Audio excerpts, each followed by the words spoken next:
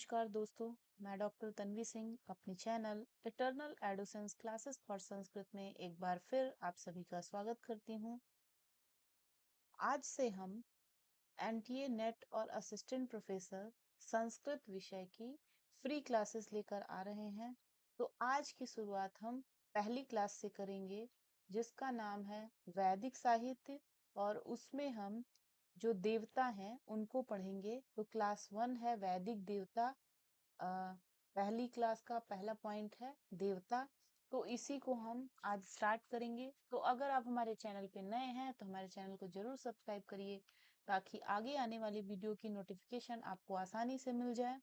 हमारे चैनल पे और भी बहुत सारे वीडियो हैं, तो आप जाके प्लेलिस्ट से आप जिस भी तरह की तैयारी कर रहे हैं, TGT, TGT, PGT, KVS, GIC, किसी भी चीज की तैयारी कर रहे हैं तो आपको आपके अ, हिसाब से वीडियोस मिल जाएंगे।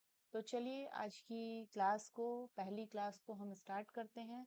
तो अगर आप यूजीसी नेट की तैयारी कर रहे हैं तो आप हमारे साथ जुड़ सकते हैं। फर्स्ट पेपर का भी मैंने बहुत सारा वीडियो अपनी प्लेलिस्ट में नेट फर्स्ट पेपर के नाम से प्लेलिस्ट बनाया है, वहां से जाके आप देख सकते हैं। तो एक तरह से आप पूरी तैयारी हमारे चैनल के माध्यम से कर सकते हैं। तो चलिए ज्यादा समय न नष्ट करते हुए आज की क्लास को स्टार्ट करते हैं। तो सबसे पहले, जैसा कि आपने टाइटल में देखा, हम वैदिक साहित्य में सबसे पहले देवता को पढ़ेंगे। तो चलिए एक एक लाइन को देखते हैं। देवता। वैदिक आर्यों ने विचित्र प्राकृतिक लीलाओं को सुगमता पूर्वक समझने समझाने के लिए विभिन्न यानी भिन्न भिन्न देवताओं की कल्पना की है। इस अखिल ब्रह्मांड को विभिन्न देवताओं के क्रीडांकन के रूप में देखा गया है। ऐसी मान्यता है कि इन्हीं प्रकृति नियामक देवताओं के अनुग्रह से ही जगत का समस्त कार्य संचालित होता है तथा विभिन्न प्राकृतिक घटनाएं उन्हीं के कारण संपन्न होती हैं। पाश्चात्य विचारकों के मत में वैदिक देवता भौतिक जगत के प्राकृतिक दृश्यों के अधिष्ठाता हैं। भौतिक घटनाओं की उपपत्ति के लिए उन्हें देवता मान लिया गया है। वैदिक देवताओं के विषय में उल्लेखनीय है कि जिस देवता की स्तुति मंत्रों के द्वारा की जाती है, वही देवता स्तुति काल में सबसे बड़ा व्यापक व जगत का सृष्टा तथा सर्वाधिक लोकोपकारक माना जाता है। जहां तक देवताओं की संख्या का प्रश्न है, ऋग्वेद 1, 139, 119 के अनुसार कुल 33 देवता हैं, जिनमें से 11 पृथ्वी में, 11 अंतरिक्ष में, 11 द्युलोक में हैं। शतपथ ब्राह्मण 11, 6, 3, 5 के विवरणानुसार 8 वसु, 11 रुद्र, 12 आदित्य, 1 इंद्र तथा 1 प्रजापति, कुल 33 देवता हैं। यद्यपि ऋग्वेद 11, 53, 6, शतपथ ब्राह्मण 11, 6, 3, 4 तथा सांख्यायन श्रौत सूत्र 8, 21, 14 में देवताओं की संख्या 3339 निर्दिष्ट है। यहाँ ध्यान देने योग्य तथ्य है कि पुराणों में जो 33 कोटि देवता का उल्लेख मिलता है, वहां कोटि शब्द प्रचारवाचक है, संख्यावाचक। वहां कोटि शब्द जो है वो प्रकारवाचक है, संख्यावाचक नहीं। तो अब हम सबसे पहले देखेंगे अग्नि को। एक एक एक अग्नि। तो चलिए देख लेते हैं अग्नि को। वैदिक साहित्य में पृथ्वी स्थानीय देवताओं में अग्नि का सर्वप्रमुख स्थान है। ऋग्वेद में लगभग 200 संपूर्ण सूक्तों में अग्नि का स्तवन किया गया है।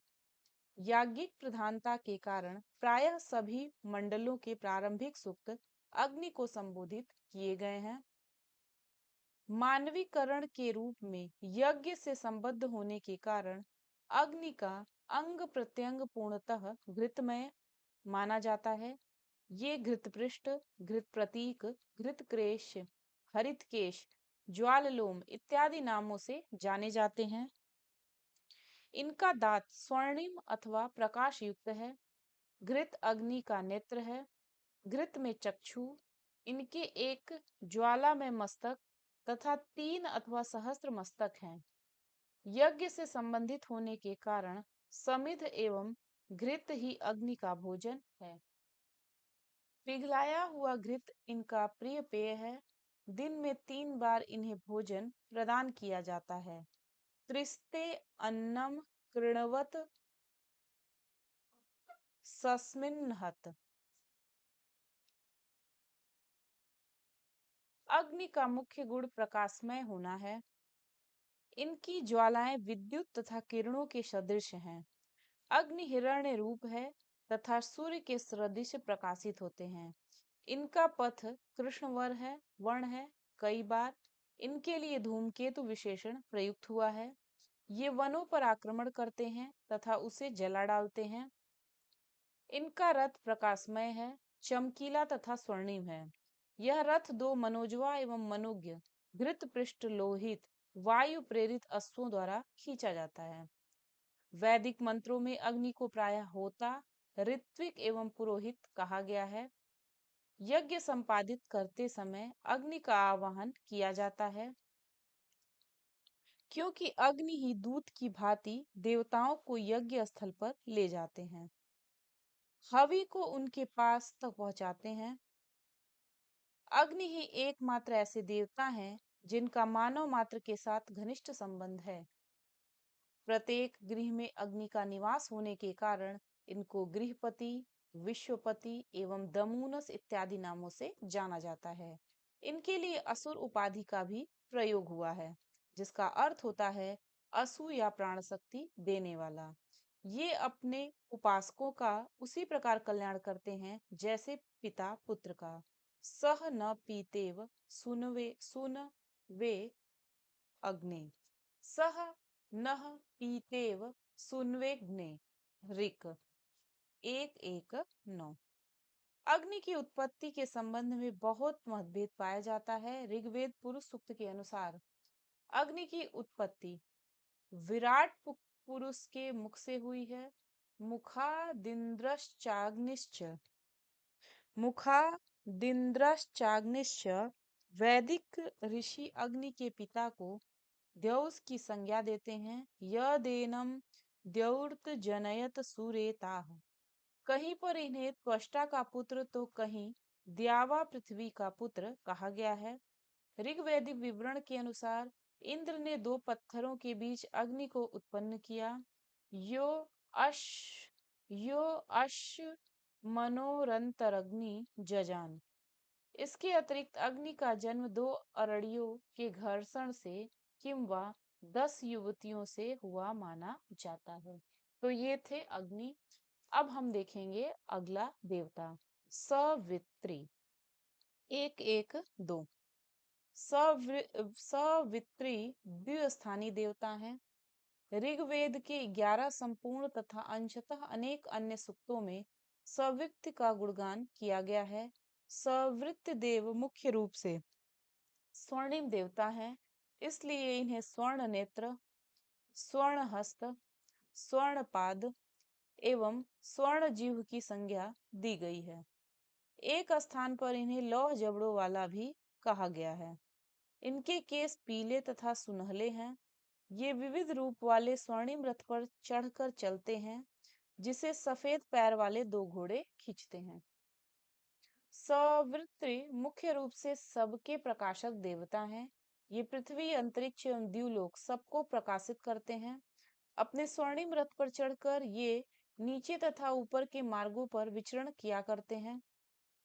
इनके प्राचीन मार्ग धूल रहित तथा अंतरिक्ष में स्थित हैं। इन्हें यदा कदा असुर, प्राण शक्ति संपन्न भी कहा गया है। इनके व्रत नियत हैं, सभी देवता इनका अनुसरण करते हैं। कोई भी प्राणी इनकी आज्ञा का उल्लंघन नहीं करता। इस प्रकार ये संपूर्ण जगत को धारण करते हुए तथा देवताओं को अमृत प्रदान करते हुए जंगम तथा स्थावर सभी के शासक हैं। इन्हें एक प्रेरक देवता के रूप में देखा गया है। ये उदित होते हुए सूर्य की शक्ति के प्रतिरूप हैं। सविता का प्रत्येक कार्य प्रसव से संबंधित है। प्रासवित, आसुवत, सवे, साविशत आदि क्रियाएं मुख्य रूप से सविता के लिए ही प्रयुक्त हुई हैं। गायत्री मंत्र का संबंध सीधे सवित्र देव से ही है। यथा ओम भूर्भुवस्व तत्सवितुर्वरेण्यं भर्गो देवस्य धीमहि धियो यो नः प्रचोदयात्। ऋग्वेद 3:62-10।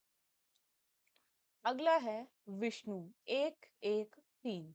विष्णु एक द्विस्थानी देवता हैं। सूक्तों की संख्या की दृष्टि से ऋग्वेद में विष्णु का स्थान गौण है।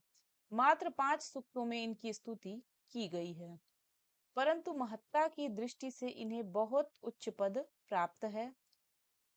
मानवाकृति के रूप में विष्णु के 3 कदमों का विशेष रूप से उल्लेख किया गया है। विचक्रमाणस्त्रे धोरुगायः।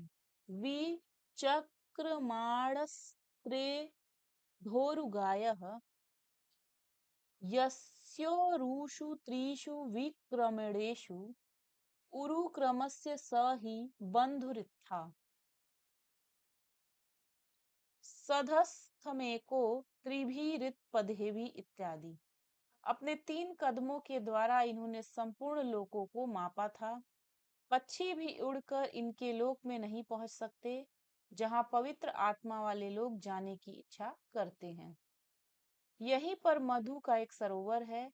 यही विष्णु का परम धाम है, जो नीचे की तरफ हमेशा प्रकाशित रहता है।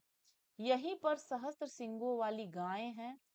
तावाम वास तावाम वास्तुन्युष्यमसि गमद्धै यत्र गावो भूरिशृंगा अयासः।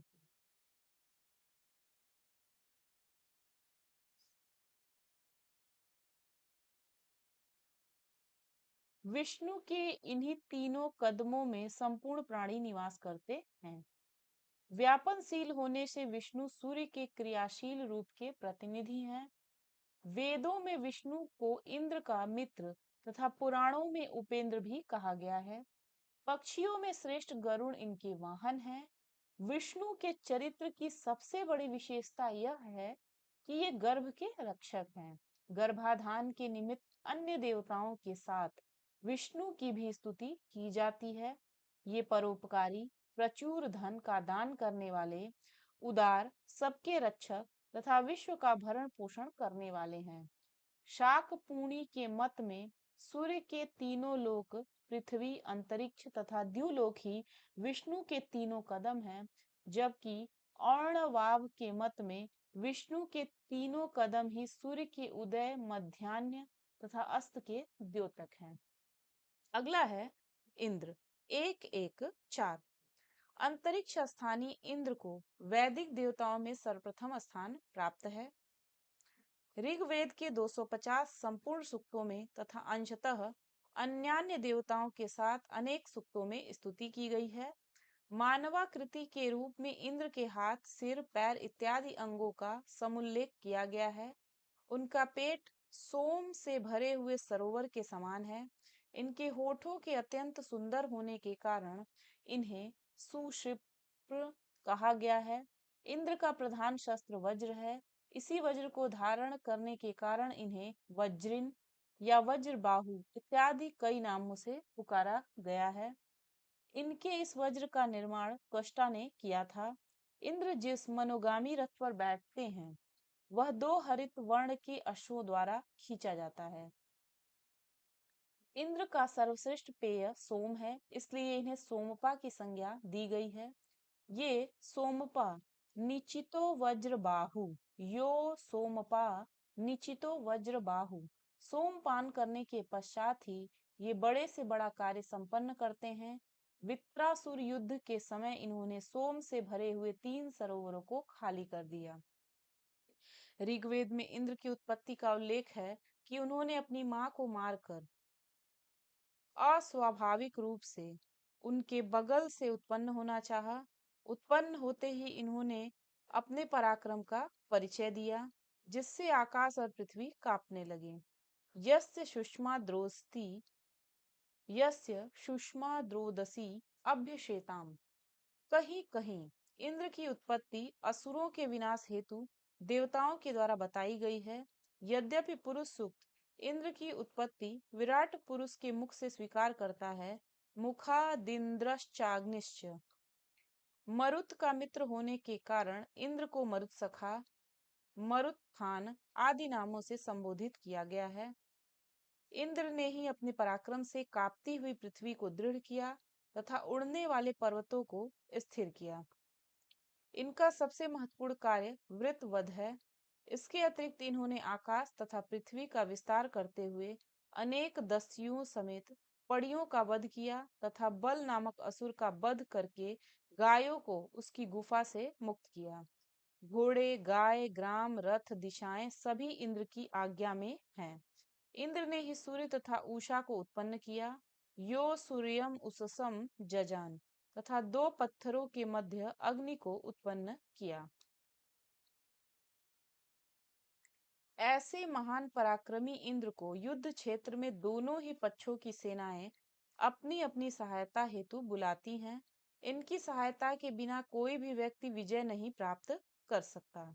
इतना ही नहीं, इंद्र अचल पदार्थों को भी चल बना देता है। इस प्रकार इंद्र संपूर्ण विश्व का प्रतिरूप है। इस इंद्र ने ही पर्वतों पर निवास करने वाले शंबर नामक असुरों को 40 वर्षों पर्यंत ढूंढ कर मार डाला तथा द्युलोक में चढ़ते हुए रोहिणी नामक असुर को झटका देकर नीचे गिरा दिया। ऐसे इंद्र के लिए जो सोम पीसता है, पूरोडास पकाता है, परिश्रम करता है तथा उसकी स्तुति किंवा प्रशंसा करता है, उसको वह बारंबार धन प्रदान करता है। अब आगे है रुद्र। 1-1-5। रुद्र अंतरिक्ष स्थानीय देवता हैं। संपूर्ण ऋग्वेद में इंद्र से संबद्ध 3 ही सूक्त उपलब्ध होते हैं। 1-114, 2-33 तथा 7-46। इसके अतिरिक्त अन्य देवताओं के साथ इनका नाम लगभग 50 बार आया है।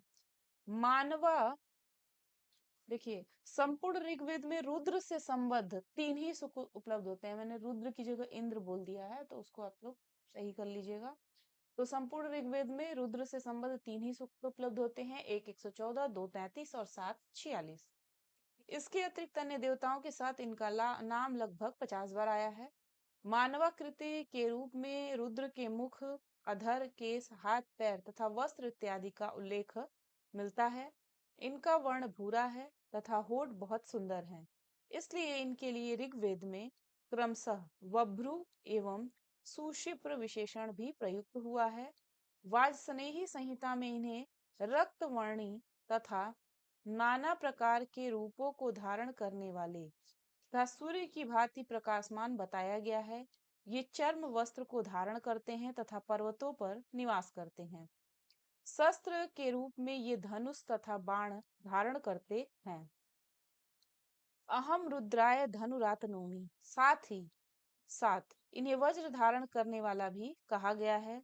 इनका कृपाण विद्युत का बना हुआ है, जो वायु से भी अधिक तीव्र गति वाला है। कहीं कहीं इन्हें चक्र धारण करने वाला भी बताया गया है। ऋग्वेद रुद्र के विनाशकारी एवं कल्याणकारी विविध स्वरूपों का चित्रण प्रस्तुत करता है।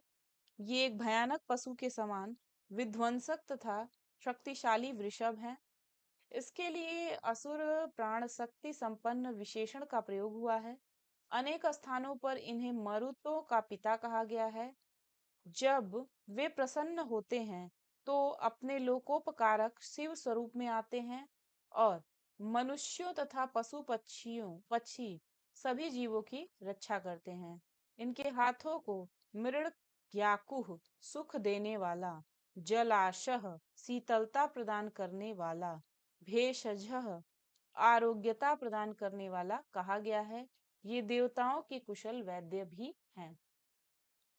अगले देवता है बृहस्पति। 1-1-6। पृथ्वी स्थानीय देवता बृहस्पति ऋग्वेद के 11 संपूर्ण सूक्तों में स्वतंत्र रूप से तथा अन्य 2 सूक्तों में इंद्र के साथ संयुक्त रूप से वर्णित हैं। इनका दूसरा नाम बृहस्पति मंत्र के पति भी है। मानवीकरण के रूप में इनके शारीरिक चिन्हों का कोई विशेष परिचय नहीं मिलता। इनकी सींगे तीखी तथा पीठ काली है। इन्हें सप्तमुख, सप्तरश्मि, सप्तजिह्व, नील पृष्ठ, तीक्ष्ण सींगों वाला सत पंखों वाला कहा गया है। ये स्वयं सुवर्ण के समान दैदीप्यमान है। इन्हें हाथों में धनुष बाण तथा सुनहला परशु लिए हुए दर्शाया गया है। इनके रथ को लाल रंग के घोड़े खींचते हैं तथा ये दैत्यों का नाश करके गोष्ठों को खोल देते हैं।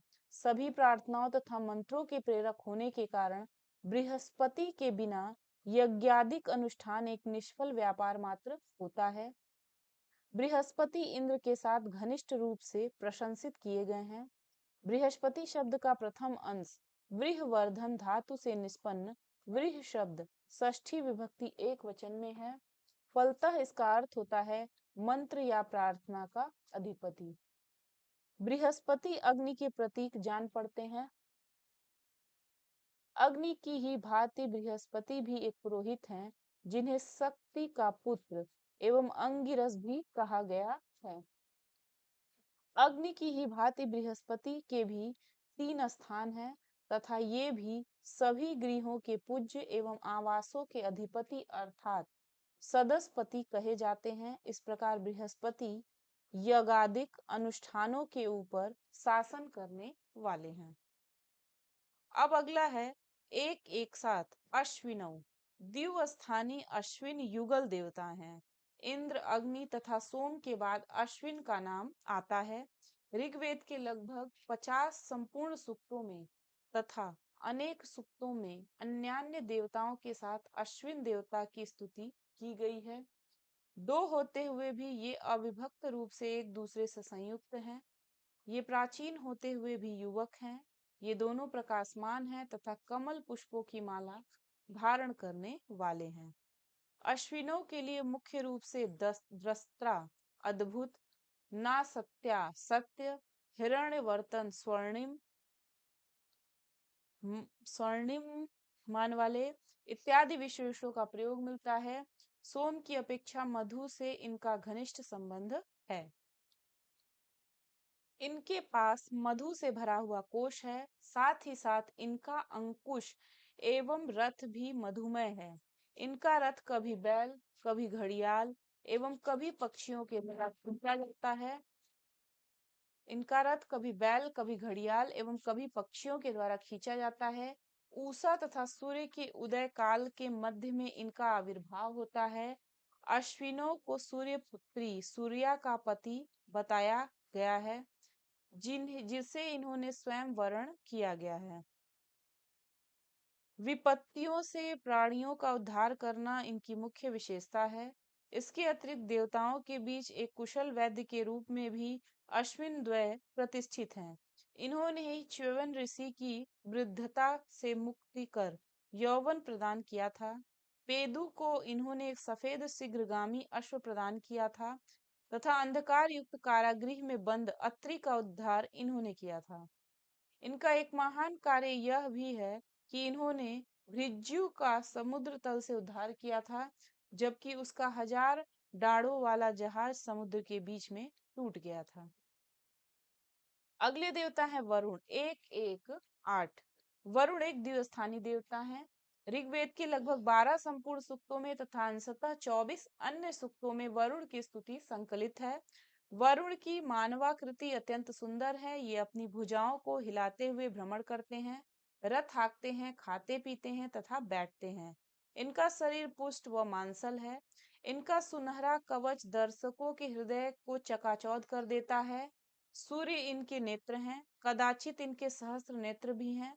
ये दूर से दूर की वस्तु को भी देख सकते हैं। ऊर्ध्वतम लोक में 1000 स्तंभों तथा सहस्त्र द्वारों से मंडित इनका स्वर्णिम प्रासाद है, जहां पर बैठकर ये भविष्य में करणीय समस्त कार्यों को देखा करते हैं।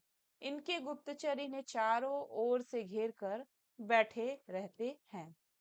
असुर विशेषण से विशिष्ट वरुण को ऋग्वेद में एक सम्राट के रूप में उपस्थित किया गया है। इनकी आज्ञाएं अत्यंत कठोर हैं। इन कठोर नियमों के अनुशीलन के कारण ही इन्हें भृतवत कहा गया है। आकाशगामी पक्षी, वेगवती नदियां व सुविस्तीर्ण आकाश भी इनकी महानता की सीमा को स्पर्श भी नहीं कर सकते हैं। सभी लोग वरुण में ही समाहित हैं। ये अपने उपासकों को केवल उसी के द्वारा किए गए पापों से मुक्त नहीं करते, बल्कि पिता द्वारा दूसरों के द्वारा तथा अज्ञान व भ्रमवश किए गए सभी पापों से मुक्त कर देते हैं। विश्व के नैतिक अध्यक्ष के रूप में वरुण से बढ़कर कोई भी देवता नहीं है। अगला है 119 ऊषस। ऊषा शब्द वस द्विपको धातु से निष्पन्न हुआ है, जिसका अर्थ है प्रकाशमान या तृप्ति संपन्न। द्विस्थानी देवता ऊषस की स्तुति किंवा उसके स्वरूपों का वर्णन ऋग्वेद के लगभग 20 सूक्तों में किया गया है। उषा एक सुंदरी नवयुवती नर्तकी के रूप में उपस्थापित किया गया है। यह नित्य नवीना हो करके भी पुरानी है। उषा सबके मार्ग को प्रकाशित करती हैं तथा अंधकार को दूर भगाती हैं। ऐसी उषा देवता चमकते हुए सुसज्जित वेगवान 100 रथों पर चलती हैं। यह अपने निर्धारित नियमों का पालन करती हुई देवताओं की आज्ञा का कभी भी उल्लंघन नहीं करती हैं। यह देवताओं को सोम पीने के लिए बुलाती हैं। उषा का सूर्य के साथ घनिष्ठ संबंध है। इन्हें विभिन्न स्थलों पर सूर्य की पत्नी, माता तथा बहन भी कहा गया है। सूर्य उषा का उसी प्रकार पीछा करता है जिस प्रकार कोई पुरुष किसी नव यौवना स्त्री का। उषा रात्रि की बड़ी बहन तथा ध्यौस की पुत्री है। उषा का संबंध अश्विनों, अग्नि, इंद्र एवं अन्यान्य देवताओं के साथ है।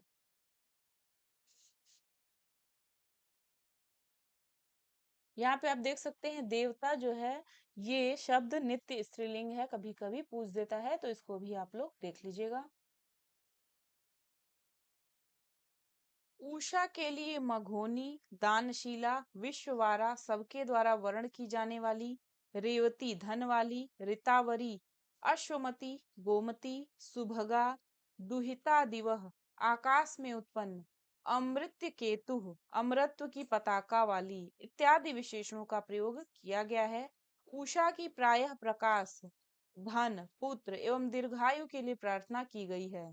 संपूर्ण विश्व उषा देवता को प्रणाम करता है। यहाँ पे आप देख सकते हैं उषस सूक्तों में वैदिक ऋषियों की प्रतिभा अपने चरमोत्कर्ष पर दृष्टिगोचर होती है। ये सूक्त अत्यंत सुंदर, प्रभावशाली व प्रतिभा संपन्न है। आलोचकों ने इन्हें वैदिक गीति काव्य का प्रमुख निदर्शन माना है। अब हम देखेंगे सोम 1-1-11। पृथ्वी स्थानीय देवता सोम का ऋग वैदिक देवताओं में प्रमुख स्थान है।